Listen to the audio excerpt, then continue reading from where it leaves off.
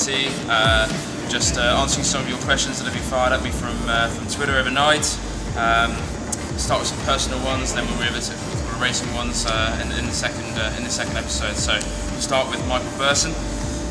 What's been your proudest moment as a team owner?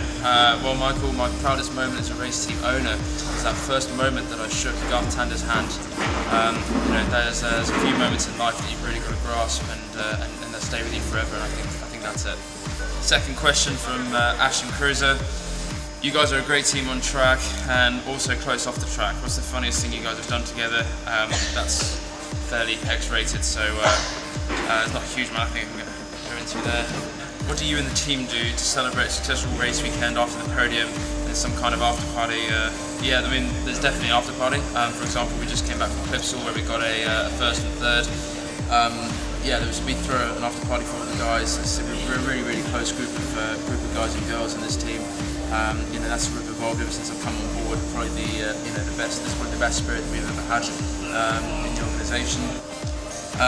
Do you actually live in Australia or only come out for certain rounds? Only come out for certain rounds, I'm afraid. I've got businesses over in the UK, and we've also got offices in India, and we're setting up in Japan and hopefully Thailand soon as well. So I'm travelling around the whole time. I try and come here for as much as I can. I normally end up spending a total of about 6 months, plus or minus, each year in Australia, but on and off throughout the year, sometimes for 6 weeks, sometimes for 2. Just on regular basis, which is great because I get loads of airlines. What is the best part about owning HRT, and what is the worst part? The best part is owning an incredible brand, incredible team, and being involved with a great group of guys and girls. The worst part is probably at the end of the day, racing is tough, and going out there doing all the prep, investing all the money, all the time and effort, and all the blood, sweat and tears that all these guys put into the racing team week in, week out, and then going to a track, and then like a couple of times last season, you're winning the race, or you're in a position to get a podium, and then something crazy happens, like you blow a tyre, or some dickhead hits your car into the wall. These things happen. It's just racing. But that's probably the hardest thing to take, because all the work goes into it, and sometimes things that are completely out of control take you out of it, and that can be a bit of a difficult thing to take emotionally sometimes. How much do you have to do with HRT and HSV before your father passed? Actually, a fair amount. Not day to day, but I used to come out for the big races and Bathurst and Clipsal and things like that.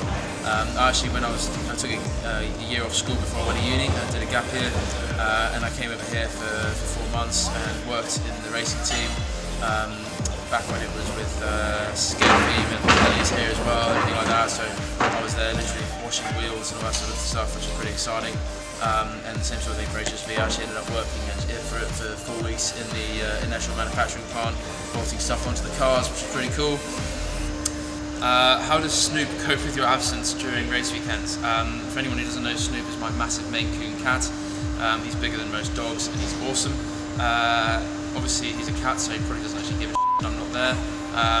As a dog, he'll probably be feeling pretty sad and lonely. No, I'm sure he's busy finding mice and doing all sorts of weird things, and just owning the place and causing a ruckus. What do you like to do in your downtime? What do I like to do in my downtime? I like to stay as far away from airplanes as I can. I'm a big science freak, so I read a lot of science books and science magazines. I try and go and watch a lot of films. I'm a big fan of my PlayStation and my Xbox, so I spend a lot of time messing around on that. But to be brutally honest, spending time with my girlfriend, spending time with my friends, and doing all the sort of social things that I don't normally get to do because I'm flying around the world, living in hotels and doing all that sort of stuff. So, to be honest, just trying to be as normal as possible, really. Just take as many opportunities as I can to just go and see people. That's really what I try and do.